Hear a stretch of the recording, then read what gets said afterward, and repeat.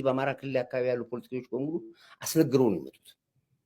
በእንትን ንጉስ ትሆናለህ፣ ጠቅላይ ሚኒስትር ትሆናለህ፣ አገር ትመራለህ ይነገራቸዋል። ከገዳም አባቶች የበቁ አባቶች የሚባሉ አሉ። የራሳቸው እዛ እጅ ላይ ምናምን ስር ጥይት አይመታህም፣ እንዲህ ትሆናለህ፣ ትነግሳለህ፣ ቴዎድሮስ አጼ ቴዎድሮስ ተብሎ ተነግሯቸው የሚመጡት እና ሁልጊዜ ፍላጎታቸው ስልጣን ነው። ህዝብ አይታያቸውም፣ ህዝባቸውን አያውቁትም።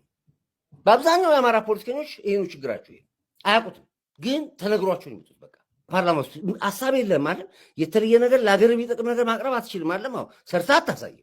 ሰርታችሁ ማናቸውም ያ የሰራነውን ብቻ መውቀስ የሰራነውን ብቻ መዝለፍ ካልሆነ በስተቀር ጥሩም ነገር አያዩም። ጭቅላታችሁ አይታችሁም አታውቁም። ከባብ እንቁላል እርግባን ጠብቅም። እናንተም ጥሩ ነገር ታውራላችሁ። እሱም እኮ ነገር ጠቅላይ ሚኒስትር አትሊስት የምንሰራችሁን ጥሩ ስራዎች አያዩም። ልትላችሁም እናንተ ስልጣኗን እስከያዛችኋት ድረስ በምንም ተአምር በልህ ናቸው። ልክ እናንተና የዲያስፖራ ሎየሮች የሚባሉ አሁን የዲያስፖራ ጠበቃ ይባላል። የዲያስፖራ ጠበቃ ሺህ ጊዜ የፈለገ ነገር ቢሆን በፖለቲካ ውስጥ ብቻ ነው የሚነግደው። ኬዝ ወርከር ኬዝ ይፈልጋሉ። ስለዚህ ክሬት ነው የሚያደርጉት። ፖለቲካ ይፈጥራሉ። ሲፈልጉ ኢዲዮ ይሆናሉ፣ ሲፈልጉ የአፓ ይሆናሉ፣ ሲፈልጉ ጫት ይሆናሉ፣ ሲፈልጉ ህዋት ይሆናሉ። የመንግስት ብቻ የመንግስት ተቋሚ ናቸው። ሺህ መንግስት ቢደግፉ እንኳን ለእንጀራቸው ስለማይሆን የመንግስት ተቃዋሚ ሆነ መውጣት አለባቸው። እነዚህ ናቸው፣ አደገኞች ናቸው።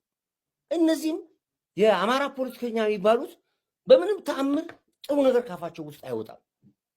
ስልጣን ይፈልጋሉ። ስልጣን ደግሞ ለምን ተነግሯቸዋል። ከዛ ንጉስ ትሆናለህ ትዘም ተብለዋል።